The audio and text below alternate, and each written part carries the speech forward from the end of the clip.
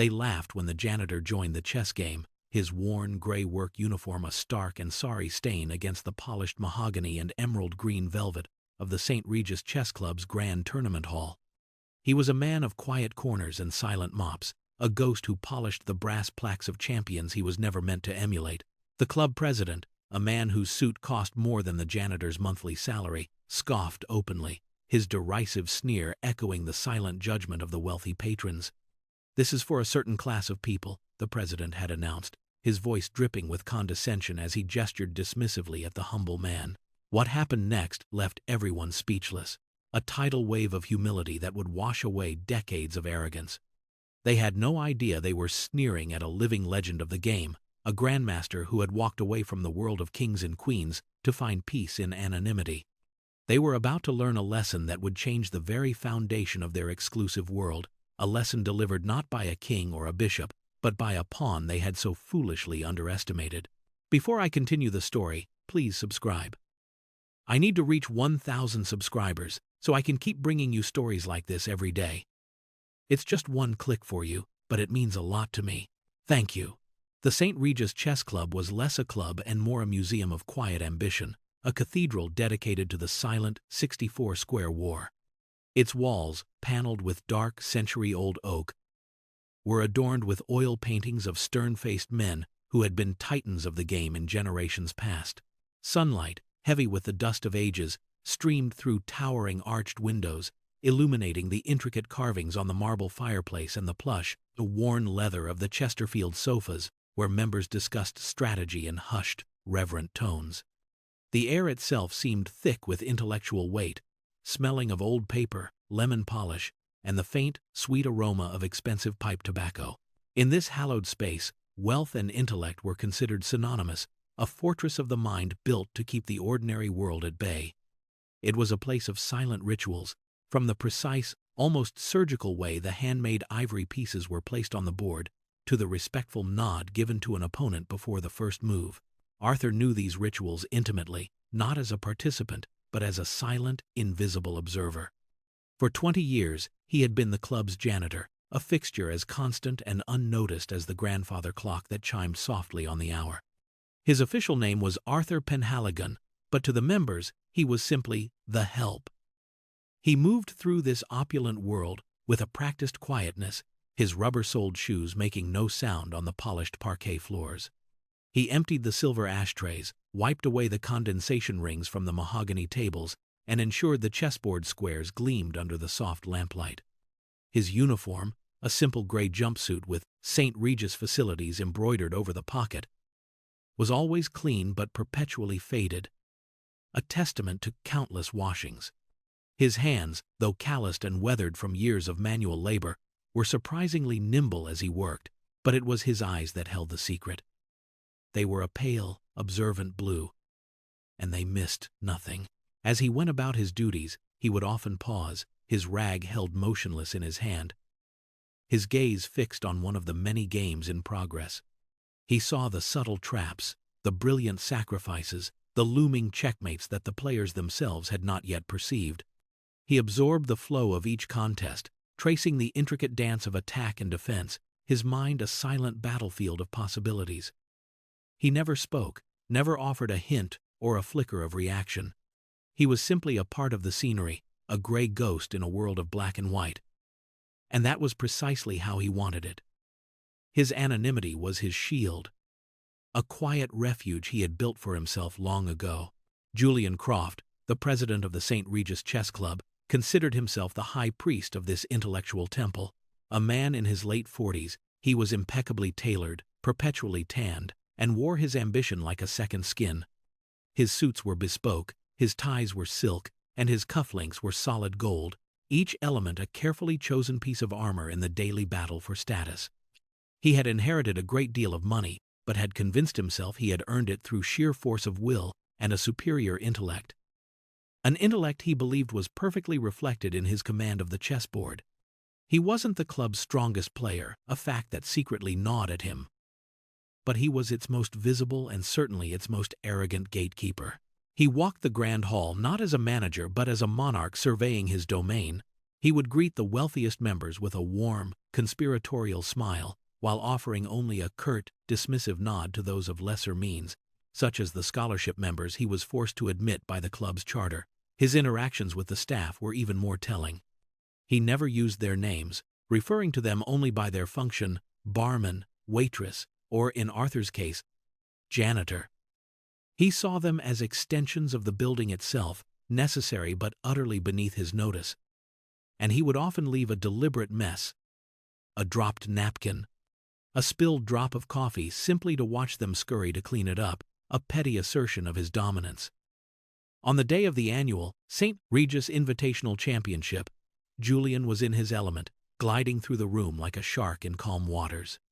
He was the master of ceremonies, the grand puppet master of this prestigious event. And the fawning attention of the city's elite was a tonic to his soul. He paused to shake the hand of a banking CEO, his smile perfectly calibrated. "A masterful opening against Thompson last night, Charles," he said, his voice a smooth purr. "Pure genius." He clapped a property mogul on the shoulder. "That new development of yours is the talk of the town, just as your endgame strategy is the talk of the club." Every word was a transaction, an exchange of flattery for influence. As he passed by Arthur, who was diligently polishing a brass door handle, Julian didn't even grant him a sideways glance. He simply stepped around the janitor as if he were a piece of furniture, his expensive leather shoes clicking on the floor in a rhythm of self-importance. To Julian, men like Arthur were invisible, their lives and thoughts as insignificant as the dust motes that danced in the afternoon sun. And this profound blindness was the cornerstone of his perfectly ordered world. Amidst the sea of expensive suits and old money, there was a small island of earnestness in the form of Leo Sterling. At 21 years old, Leo was the youngest member of the St. Regis Chess Club and its most recent scholarship recipient, a distinction that made him both a prodigy and a pariah in the eyes of men like Julian Croft.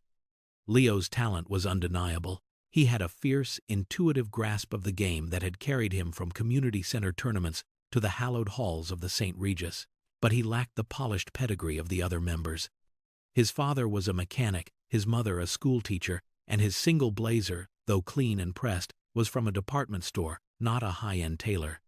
He was acutely aware of the social chasm that separated him from the others, a gap they reinforced with subtle barbs and condescending smiles. Leo, however, possessed a quality that was in short supply within those oak-paneled walls: genuine humility. He was here to learn, to absorb everything he could from the masters of the game, and he carried no pretense. He was also a keen observer of people, and he saw the club not just as a collection of chess players, but as a complex social ecosystem. He saw the casual cruelty of Julian and the quiet dignity of Arthur. Unlike the other members who looked right through the janitor, Leo always made a point to acknowledge him. One evening, a week before the tournament, Leo had been studying a particularly complex endgame problem, his brow furrowed in concentration. Arthur was making his final rounds, collecting empty glasses. As he reached Leo's table, a stray drop of water from the glass fell onto the antique chessboard. Before Leo could even react, Arthur had produced a soft, dry cloth from his pocket and gently blotted it away, his movements precise and careful, showing a reverence for the board that Leo deeply respected. "Thank you," Leo had said, looking up and meeting the janitor's pale blue eyes. "I appreciate that. You take amazing care of this place." Arthur offered a small, rare smile. "A beautiful board deserves respect," he said, his voice quiet but clear. "Every piece has its purpose." The simple statement struck Leo as profound. The next day, Leo saw Julian berating Arthur over a minor scuff mark on the floor, his voice sharp and insulting. Arthur stood perfectly still, his expression unreadable, simply nodding until Julian had finished his tirade and stormed off. Leo felt a flush of anger on Arthur's behalf. Later, he approached Arthur in the quiet hallway. "You shouldn't have to take that from him," Leo said, his voice low. "No one should be spoken to like that." Arthur simply looked at him, his gaze steady. "Some people measure their own height by how small they can make others feel," he replied calmly. "It is not a reflection on me, this quiet wisdom, This unshakable dignity in the face of such arrogance made a deep impression on Leo. He began to see Arthur not as just a janitor, but as a man of profound substance, a silent philosopher in a house of kings. The grand hall of the St. Regis Chess Club was electric with anticipation. The final match of the Invitational Championship was about to begin, the culmination of a week of intense mental combat. Spectators filled the velvet-roped viewing area, their hushed whispers a low thrum of excitement. The massive silver trophy, its surface polished to a mirror shined by Arthur just that morning, gleamed under the spotlights. Julian Croft stood at the central podium, beaming as he soaked in the atmosphere. This was his stage, his masterpiece of organization and exclusivity. The final match was to be between the reigning city champion, a notoriously aggressive player named Viktor Ivanov, and the club's own top-ranked member, Marcus Vance. It was the perfect narrative, the unstoppable force versus the immovable object. Julian had just finished a flowery introduction, praising the sponsors and extolling the virtues of the club, when his assistant, a nervous young man named Peterson, scurried to his side, his face pale with panic. He whispered frantically into Julian's ear. The president's practiced smile froze, then slowly dissolved into a mask of disbelief, followed by a flush of crimson rage. He leaned into the microphone, his voice tight with barely controlled fury. "Ladies and gentlemen," he began, the smooth charm gone, replaced by a brittle formality. "We have just received word that due to a sudden and unavoidable family emergency, our city champion, Mr. Viktor Ivanov, will be unable to compete in today's final match." A collective gasp rippled through the audience. This was a disaster. The sponsors, seated in the front row, began to murmur amongst themselves, their expressions shifting from eager anticipation to corporate displeasure. The entire event, meticulously planned for months, was collapsing. For Julian, this was more than just a scheduling problem. It was a personal humiliation. His perfect tournament was now a farce. He prided himself on control, on flawless execution, and this unforeseen variable felt like a direct assault on his authority. He needed a solution, and he needed one now. The rules of the tournament were clear. If a finalist could not play, they forfeited, but a forfeit was anticlimactic. It was boring. It would make the club look amateurish, and would certainly displease the very important people he was so desperate to impress. He needed a player to sit opposite Marcus Vance. He needed a body in a chair to maintain the illusion of a championship. Even if the outcome was a foregone conclusion, his mind raced through the list of other tournament participants, but they had all been eliminated and had since left. He was trapped, cornered by circumstance, and his composure was rapidly fraying at the edges. Julian's panic was a palpable force in the room, a cold sweat breaking on his brow as he stood frozen at the podium. He saw the disappointed faces in the crowd, the questioning looks from the sponsors, and felt the carefully constructed edifice of his prestige begin to crumble. "We are exploring our options," he stammered into the microphone, his voice lacking its usual confident timbre. He needed a substitute, anyone, to salvage the afternoon. A forfeit would be an admission of failure. He scanned the room desperately, his eyes sweeping over the assembled members. But who would be a worthy, last-minute replacement? To elevate a lesser player from the club would be an insult to Marcus Vance and the tournament's integrity. To cancel the match entirely would be an even greater catastrophe. His gaze darted around the hall, a frantic search for a solution that simply wasn't there. The members began to whisper more loudly now, the initial shock giving way to impatient murmuring. The carefully curated atmosphere of hushed reverence was evaporating into one of awkward uncertainty. Julian felt a bead of sweat trickle down his temple. This was his worst nightmare. A public loss of control. He was the great Julian Croft, the man who made things happen, and at this moment, nothing was happening. He was failing, and he was doing it in front of the very people whose admiration he craved more than anything. He cleared his throat, about to make the humiliating announcement that the match was canceled, that the trophy would be awarded by default. He felt a profound sense of injustice, of a world that refused to bend to his will. The intricate clockwork of his perfect event was broken, and he had no idea how to fix it. His legacy, his reputation, it was all on the line in this single, excruciating moment of public failure. He imagined the gloating of his rivals at other clubs, the condescending sympathy from his own board members. The weight of it all pressed down on him, and for the first time in a long time, Julian Croft felt utterly and completely powerless. The silence stretched, becoming a deafening roar in his ears, each passing second a fresh indictment of his incompetence. Arthur had just finished his final sweep of the cloakroom, the last of his duties for the day. He stood quietly in the arched doorway at the back of the grand hall, intending to slip out unnoticed as he always did. He had heard the announcement of the champion's withdrawal and had watched, with his usual quiet detachment, as Julian Croft's composure disintegrated. Arthur felt a flicker of something, not pity, but a sense of dissonance. He hated seeing the game itself disrespected. The board left empty, the clock unwound. The championship deserved a final match.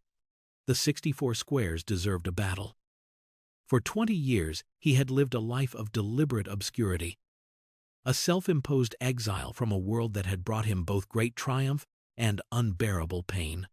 He had traded the roar of the crowd for the hum of a floor polisher, the weight of a championship title for the simple heft of a bucket of water. He was content in his silent world, his past a locked room whose key he had long since thrown away.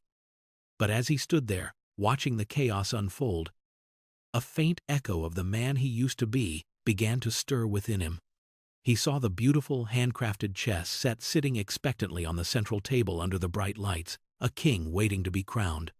He saw the disappointment on young Leo's face, the boy's genuine love for the game being soured by the petty politics of the club. Something shifted in Arthur. A quiet, steady resolve began to form in his chest. After 2 decades of silence, perhaps it was time for one final game. He straightened his back, a simple movement that nonetheless seemed to add inches to his stature. He took a slow, deliberate breath, the air tasting of uncertainty and a long-forgotten adrenaline. Then he began to walk forward. He moved from the shadows at the edge of the room into the central aisle, his soft-soled work shoes making no sound on the plush runner. Heads began to turn, first with confusion, then with a ripple of bemused whispers. Who was this? It was just the janitor. What was he doing? He didn't stop until he reached the foot of the stage, standing a few feet below the flustered and desperate Julian Croft. The room fell into a deep, profound silence, every eye fixed on the man in the faded gray uniform. Arthur looked up at Julian, his expression calm, his pale blue eyes clear and direct. Then, in a voice that was quiet but carried with astonishing clarity through the cavernous hall, he said the 5 words that would shatter the foundations of the St. Regis Chess Club forever. The silence in the room was no longer just quiet, it was a vacuum, a void of disbelief. Julian Croft stared down from the podium at the janitor, his expression a comical mask of confusion. For a moment, he genuinely believed he had misheard. The idea was so preposterous, so utterly outside the realm of possibility, that his brain refused to process it. He blinked, a slow reptilian movement of his eyelids. Then, a low chuckle escaped his lips, a dry, rasping sound. It started in his chest and grew, blooming into a full-throated, braying laugh of pure, unadulterated contempt. The laugh was a performance in itself, loud and theatrical, designed to invite the entire room to share in the absurdity of the moment. "You?" Julian finally managed to sputter, wiping a tear of mirth from his eye. "You can play?" He turned to the audience, a grand, sweeping gesture that encompassed all of them. "Did everyone hear that? The janitor thinks he can play in the championship." A smattering of nervous, sycophantic laughter joined his, though many in the crowd simply looked on with a mixture of pity and embarrassment. Julian turned his attention back to Arthur, his face twisting into a sneer of performative cruelty. "Are you lost, old man? The staff entrance is in the back. This area," he said, his voice dripping with venom, "is for members. It is for a certain class of person. People like you, you don't belong here. You push a broom. You clean up our messes. You do not play chess in the St. Regis Invitational." He leaned forward over the podium, his knuckles white as he gripped its edges. He was enjoying this, the reassertion of his authority, the public humiliation of someone so far beneath him. It was a release for the tension and panic he had felt just moments before. He was back in control. What could you possibly know about this game? A game of kings and intellectuals, a game for your betters. Go back to your mops and your buckets. You are embarrassing yourself, and you are embarrassing this club. Each word was a poisoned dart, aimed to inflict maximum damage. He wanted to make an example of Arthur, to crush this absurd, uppity notion before it could even take root.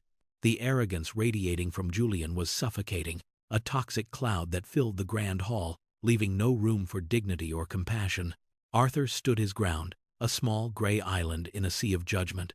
Julian's laughter and the scattered titters from the crowd washed over him, but he remained utterly still, his posture unchanged, his expression as placid as a calm lake.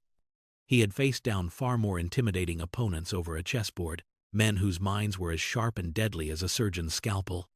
Julian's verbal assault, for all its venom, was clumsy and brutish, the attack of a man who mistook cruelty for strength. Arthur did not flinch, he did not look away. He simply met Julian's hateful glare with his own steady, unnervingly calm gaze. When Julian finally paused for breath, his chest heaving with theatrical indignation, Arthur spoke again. His voice was no louder than before, but it seemed to possess a strange resonance, cutting through the lingering whispers. "I am aware of my position at this club, Mr. Croft," he said, his tone perfectly even and respectful. "I also know the rules of chess." He paused for a beat, letting the simple statement hang in the air. "The board is open. Mr. Vance needs an opponent. I am prepared to play." There was no anger in his voice, no hint of pleading. It was a simple statement of fact, delivered with a quiet dignity that was, in its own way, a far more powerful rebuttal than any angry outburst could have been. This unexpected composure seemed to enrage Julian even further. He had expected the janitor to shrink, to stammer an apology, and scurry away with his tail between his legs. This quiet defiance was an act of insubordination he could not tolerate. "Prepared?" Julian shrieked, his voice cracking with fury. "You are prepared to be utterly humiliated in less than 5 minutes? Is that it? Do you have any idea who Marcus Vance is? He is a master, a titan of the game. He will wipe the floor with you before you even know what's happened. What a joke." The crowd was murmuring again, but the tone had shifted slightly. The outright amusement was now tinged with a palpable discomfort. The sheer viciousness of Julian's attack was becoming unseemly, even for them. Young Leo Sterling watched from the side, his hands clenched into fists, his heart aching for the dignified man being subjected to such a brutal public shaming. He wanted to shout, to intervene, but he was frozen in place by the suffocating hierarchy of the club. Arthur, however, seemed unaffected, a rock against which Julian's waves of fury crashed in vain. Julian's face was a mask of crimson rage. He saw Arthur's unshakable calm not as dignity, but as insolence. The janitor's refusal to be cowed was a direct challenge to his authority, an affront to the natural order of the St. Regis Chess Club. In his mind, the situation had escalated beyond a simple disruption. It was now a matter of principle. He needed to re-establish the hierarchy, to put this presumptuous menial back in his place in the most public and crushing way imaginable. A new, malicious idea began to form in his mind. He would not just dismiss the janitor, he would use him. He would turn this embarrassing situation into a display of his own magnanimity and power. He would let the janitor play, and the swift, brutal, and public annihilation that would surely follow would serve as a lesson to anyone else who might forget their station. He straightened his tie, a symbolic gesture of reasserting his control, and a cruel, smug smile spread across his face. He stepped back to the microphone, his voice now oozing a false, patronizing generosity. "Very well," he announced, his tone magnanimous. "It seems our janitor is insistent." He let the word hang in the air, laden with contempt. In the spirit of sportsmanship, and perhaps as a moment of light entertainment for us all before we officially award the trophy to Mr. Vance, I will permit this exhibition. He was framing it not as a legitimate match, but as a farcical interlude, a circus act for the amusement of the elite. Let it not be said that the St. Regis Club is without a sense of charity, he continued, preening for the crowd. Let the man have his moment. Let him play. He turned his gaze directly to Marcus Vance, who had been watching the entire exchange with a bored, arrogant smirk. Marcus, would you do us the honor of demonstrating a true master's game? Let's not drag it out. A few moves should suffice to make the point. Marcus gave a lazy, confident nod. He saw this as an amusing diversion, a chance to show off his prowess without breaking a sweat. Julian then looked back at Arthur, his eyes glinting with malice. There you have it. You have your wish. Go on then. Sit down. Let's see what a janitor's chess looks like. This, he said to the crowd, his voice booming with finality, should be over in a few minutes. The humiliation was now complete. Arthur was no longer just an object of ridicule. He was a prop in Julian's cruel theater, set up for a failure that was meant to be as swift as it was absolute. The apathetic applause that followed Julian's announcement was thin and laced with a morbid curiosity. Arthur simply gave a slight, formal nod, a gesture of acknowledgement that was both respectful and strangely regal. He walked towards the brightly lit table on the stage, his deliberate, unhurried pace a stark contrast to the frantic energy that had just filled the room. As he approached the board, Marcus Vance, his opponent, leaned back in his plush leather chair, a picture of condescending relaxation. Marcus was a man in his early 30s, with sharp features and the smug, perpetually unimpressed expression of someone who had never known failure. He was Julian's protégé, cut from the same cloth of privilege and arrogance. He didn't even bother to stand as Arthur approached. He simply looked the janitor up and down, his eyes lingering on the faded uniform and the worn work boots, a faint, disdainful smile playing on his lips. Don't feel too bad when this is over quickly, Marcus said, his voice just loud enough for those in the front rows to hear. Think of it as a learning experience. Arthur didn't respond. He reached his side of the table and stood for a moment, looking down at the 64 squares. He gently pulled out the simple wooden chair, a stark contrast to Marcus's throne-like leather seat, and sat down. The visual was jarring, the impeccably dressed champion of the club versus the man who cleaned its floors. It was a tableau of the club's entire social structure, brought to life on a 6-foot stage. Arthur placed his calloused hands on the table, one on each side of the board, and took a single, deep, steadying breath. In that moment, something seemed to shift in his demeanor. The quiet, self-effacing janitor receded, and in his place sat a figure of immense, focused calm. His back was straight, his shoulders were set, and his pale blue eyes, when they looked up to meet his opponents, held a new and unfamiliar intensity. It was the look of a warrior surveying the battlefield. The official tournament arbiter, a nervous man eager to please Julian, quickly scurried over to start the clock. The customary pre-game handshake was ignored by Marcus, who simply waved a dismissive hand. The room fell silent once more, a thick, expectant hush. The game was about to begin, and everyone in the room, from Julian to Leo, believed they knew exactly how it would end. The only question was how long the humiliation would last. The game began, as expected, with an aggressive display from Marcus Vance. Playing as white, he opened with the King's Gambit, a bold and romantic opening designed to seize immediate control of the center and overwhelm the opponent with a rapid attack. It was a showman's opening, a clear statement of intent. I am the master, you are the novice, and this will be a swift execution. The crowd murmured in appreciation.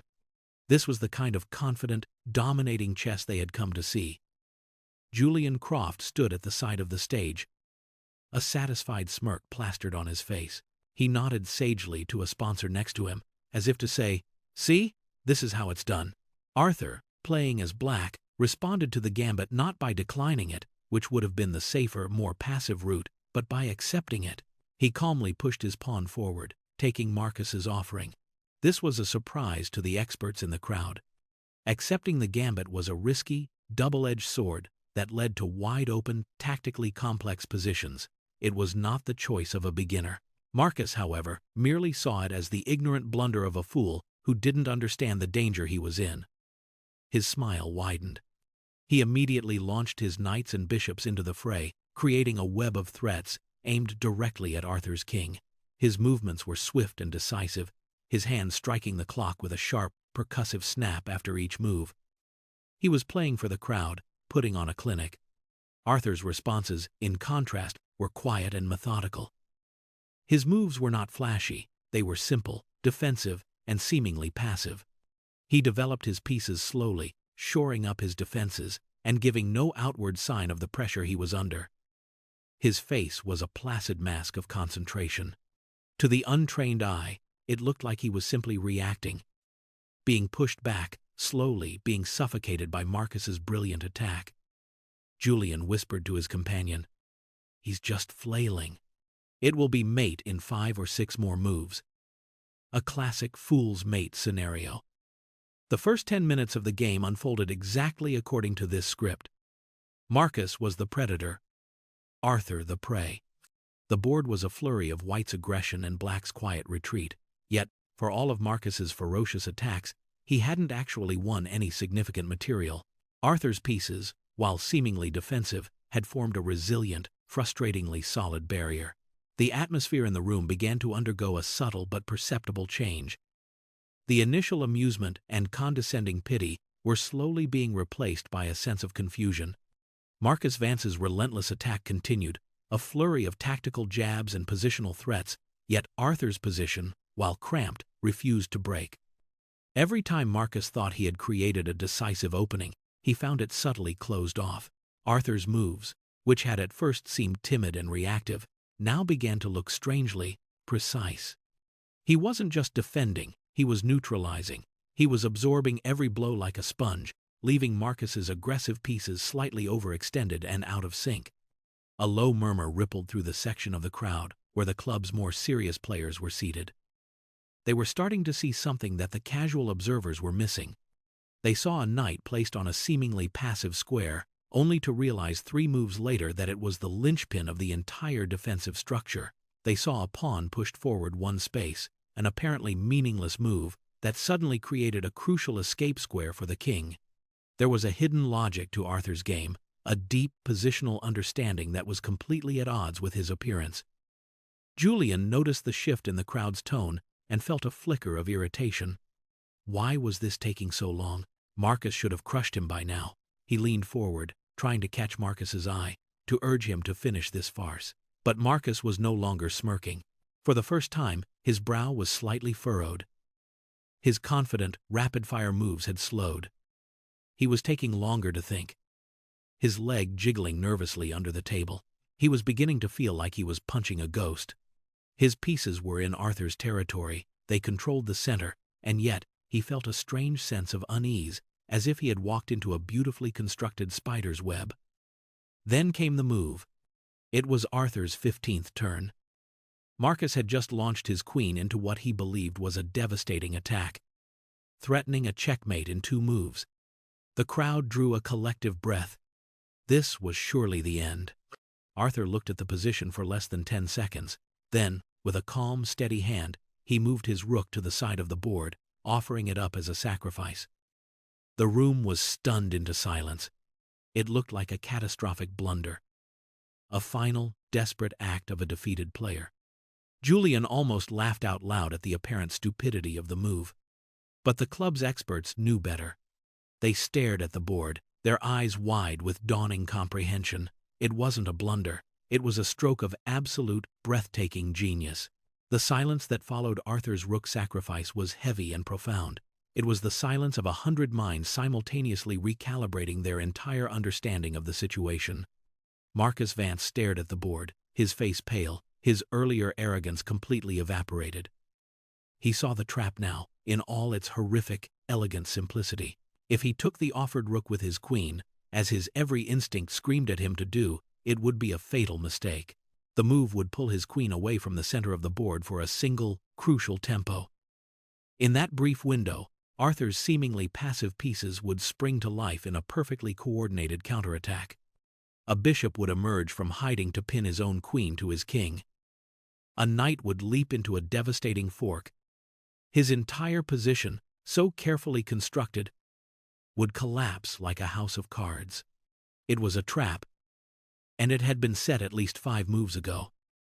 Every one of Arthur's quiet, defensive moves had been a single thread in this intricate web, and Marcus had walked right into the center of it. The realization struck him with the force of a physical blow. He was not playing against a janitor. He was playing against a master of the highest caliber. A positional genius who saw the board with a clarity he could barely comprehend. The dawning horror was visible on his face. He began to sweat, his hand hovering over the board, frozen with indecision. He couldn't take the rook, but if he didn't, his own attack would fizzle out, leaving his pieces dangerously overextended. He was trapped. There was no good move. The crowd felt it too. The whispers were now excited, filled with awe. "Did you see that combination? It's a classic Smyslovian squeeze. Who is this guy?" Julian Croft stood frozen, his smug smile gone, replaced by a slack-jawed expression of disbelief. This wasn't possible. It had to be a trick, a lucky break.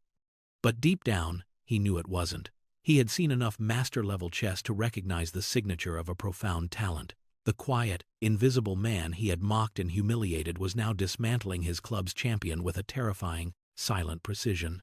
The power dynamic in the room had not just shifted, it had been completely inverted. All eyes were now on Arthur, the man in the faded gray uniform who sat with perfect posture. His face calm, his pale blue eyes revealing nothing but an infinite, patient depth. He was no longer the janitor. He was the conductor of a symphony of destruction, and everyone in the room was hanging on his next note. The game became a masterclass. Forced to abandon his attack and retreat, Marcus Vance's position crumbled with astonishing speed. Arthur's pieces, which had been coiled like springs, now exploded across the board, a tidal wave of black that swept away White's defenses. His knights danced through Marcus's ranks, his bishops cut across the board with deadly precision, and his queen, which had been sitting quietly on the back rank for most of the game, now emerged as a ruthless executioner. Every move Arthur made was played with a calm, almost unnerving rhythm. He would think for a moment, make his move with a steady hand, and press the clock. There was no wasted motion, no hesitation. It was the economy of a true master. A man for whom the complexities of the game were as simple and natural as breathing. The look of panic on Marcus's face deepened with each passing turn. His arrogance had been stripped away, replaced by a raw, naked fear. He was utterly outclassed, a club player caught in a hurricane. He was making mistakes now, blunders born of desperation, which Arthur punished instantly and without mercy. The crowd was no longer just murmuring, they were buzzing with an electric excitement. Young Leo Sterling was on his feet, his face alight with pure, unadulterated awe. He was witnessing something legendary, a moment that would be talked about for years. He looked over at Julian Croft. The club president was ashen-faced, his entire body rigid with shock and a dawning, sickening sense of dread. This was his protégé, his champion, being publicly dissected, and it was happening at the hands of the man he had so viciously ridiculed. It was a humiliation far greater than anything he had inflicted upon Arthur. Just as Arthur was lining up the final, unavoidable checkmating sequence, a new figure appeared at the main entrance of the grand hall. He was an elderly, distinguished man with a shock of white hair and an aura of quiet authority that made heads turn.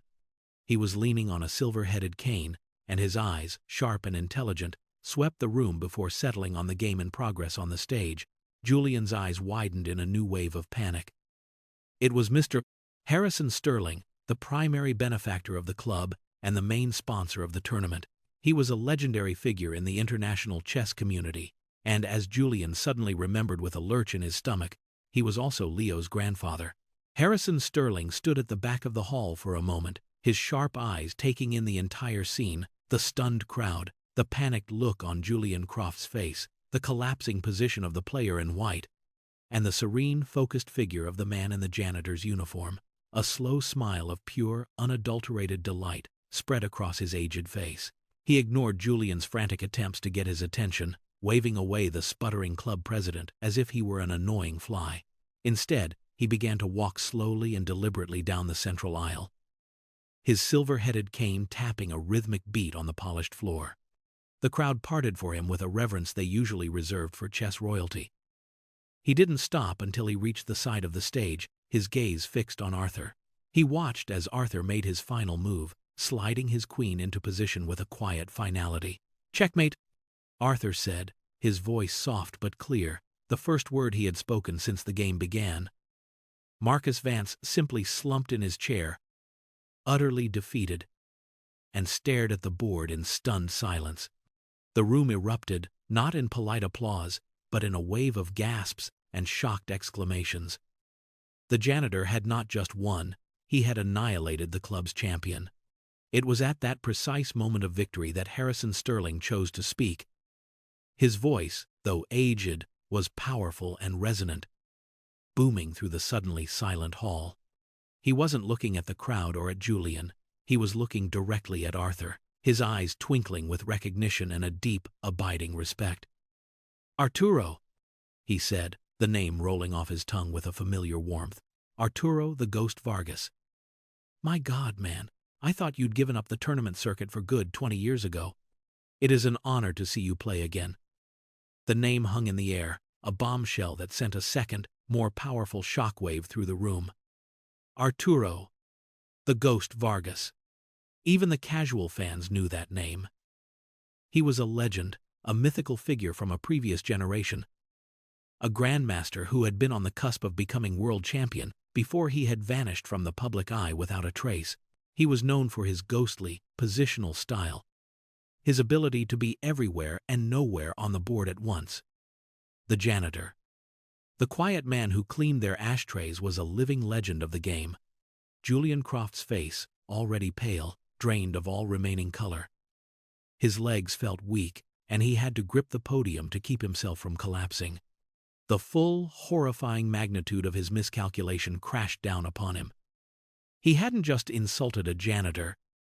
He had publicly humiliated one of the greatest chess minds of the modern era. The Grand Hall was a whirlwind of frantic whispers and shocked faces. The name Arturo Vargas echoed from every corner, a revelation that recontextualized everything that had just happened. The quiet dignity, the unnerving calm, the brilliant, sacrificial move, it all made sense now. This wasn't an underdog story, it was the return of a forgotten king. Mr. Sterling stepped onto the stage and approached Arturo, who was now slowly standing up from his chair. The two men, the wealthy benefactor and the humble janitor, clasped hands, a gesture of profound mutual respect that transcended their vastly different stations in life. "I never thought I'd see that Sicilian defense of yours in person again," Sterling said with a genuine, heartfelt smile. "It's even more beautiful than the textbooks described." Arturo offered a small, shy smile in return. "Harrison, it's been a long time." "I was hoping to remain a ghost." "Nonsense, my boy," Sterling boomed. "A talent like yours can't be hidden under a bushel or a janitor's uniform for that matter." The focus in the room then shifted, like a predator turning on its prey, to Julian Croft. The sponsors were looking at him with expressions of pure disgust. The members were staring at him with a mixture of anger and contempt. He was suddenly a pariah in his own kingdom. He stumbled forward, his face a pathetic mask of desperation. "Mr. Sterling, Grandmaster Vargas, I had no idea," he stammered, his voice trembling. "It was all a misunderstanding, a joke. I am so deeply, terribly sorry. Please, you must forgive me." Arturo looked at him, not with anger or triumph, but with a quiet, soul-crushing pity. "There is nothing to forgive, Mr. Croft. You were simply showing everyone who you are." Harrison Sterling, however, was not so forgiving. He turned to Julian, his expression now as hard and cold as granite. "A joke? You call that vile, arrogant display of public humiliation a joke?" he said, his voice low and dangerous. "You mocked this man for his uniform. You belittled him for his station. You used your power to crush someone you thought was beneath you. You haven't just embarrassed yourself, Julian. You have disgraced the name of this club and the spirit of this game." Julian began to babble, offering excuses, pleading for another chance. But Sterling held up a hand, silencing him instantly. The comeuppance was just beginning. Harrison Sterling's voice, though not raised, filled the hall with an unshakable authority. "This club," he began, his gaze sweeping over the assembled members, "was founded on the principle that chess is the great equalizer. On the 64 squares, it does not matter where you come from, what you wear, or how much money you have in the bank. All that matters is the quality of your mind. Today, you, Mr. Croft, have profoundly violated that principle." He turned his full attention back to Julian, whose face was now slick with a desperate sweat. "You judged a man by his clothes and not his character, by his job and not his genius. That is an unforgivable failure of leadership." Julian opened his mouth to protest, to argue, but Sterling cut him off. "Therefore I am announcing, effective immediately, that I am withdrawing all of my family's financial sponsorship from the St. Regis Chess Club. The Sterling grant, which accounts for over 60% of this club's annual operating budget, is hereby terminated." A collective gasp went through the room. This was a death sentence for the club as it existed. "This will remain in effect," Sterling continued, his voice like the tolling of a bell, "as long as the club is led by a man who so clearly embodies the very worst kind of elitism and prejudice." The message was clear. It wasn't just a withdrawal of funds. It was a public demand for Julian's resignation. The consequences of his arrogance were now cascading down upon him, swift and devastating. Sterling then turned to the tournament officials. "Furthermore, as the primary sponsor of this invitational, I am exercising my right to award the grand prize." He walked over to the gleaming silver trophy, picked it up, and carried it over to Arturo. He presented it to him, not with fanfare, but with a simple, respectful bow of his head. The prize money of $50,000 and the title of St. Regis Invitational Champion belongs to Grandmaster Arturo Vargas. Arturo accepted the trophy, his calloused hands dwarfing its slender stem. He held it for a moment, then turned to the stunned audience. "Thank you," he said, his voice steady. "I do not need the money. I will be donating the full amount to establish a youth chess program, a program that will be open to all children, regardless of their background. A program that will teach them that the size of your mind is more important than the size of your wallet." This final act of quiet grace was the ultimate checkmate against Julian's entire worldview, a lesson in humility, respect, and the true meaning of worth, delivered for all to see. 1 year later, the St. Regis Chess Club was almost unrecognizable, and for the better. The departure of Julian Croft, who had resigned in disgrace the day after the tournament, had created a power vacuum that was quickly filled by a new, more progressive board. Harrison Sterling, true to his word, had reinstated his funding, but with new conditions. The club's charter was rewritten. The exorbitant membership fees were reduced, and a significant portion of the club's resources was now dedicated to community outreach and a vastly expanded scholarship program. The heavy, oppressive silence of the old St. Regis was gone, replaced by a low, happy hum of conversation and the cheerful clicking of chess clocks. The oak-paneled walls now featured not just the portraits of old, stern-faced men, but also photographs of smiling young players from diverse backgrounds, winners of the newly established inner-city leagues. The stuffy, exclusive atmosphere had been replaced by one of vibrant inclusivity. The mastermind of much of this change was the club's new vice president, Leo Sterling. Guided by his grandfather and inspired by Arturo's example, Leo had thrown himself into reforming the club from the inside out. He had personally overseen the creation of the Arturo Vargas Youth Chess Initiative, the very program funded by the prize money. It had become a stunning success, bringing the game to hundreds of children in underserved communities, discovering brilliant new talents who would never have had the opportunity to play otherwise. The fortress of the mind had finally opened its gates, and the fresh air had done it a world of good. The changes were more than just cosmetic. They were philosophical. The club's new motto, engraved on a brass plaque by the entrance, the same plaque that Arturo himself used to polish, read, "Gens una sumus." We are one people. It was a testament to the profound lesson they had all learned a year ago. That greatness could be found in the most unexpected of places, and that a person's worth was not defined by the uniform they wore. but by the strength and grace of their spirit. The club was no longer just a museum for the elite. It had become a living, breathing community, truer to the spirit of the game than ever before.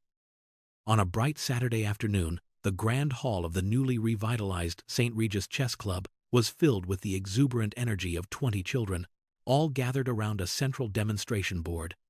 At the head of the group stood Arturo Vargas.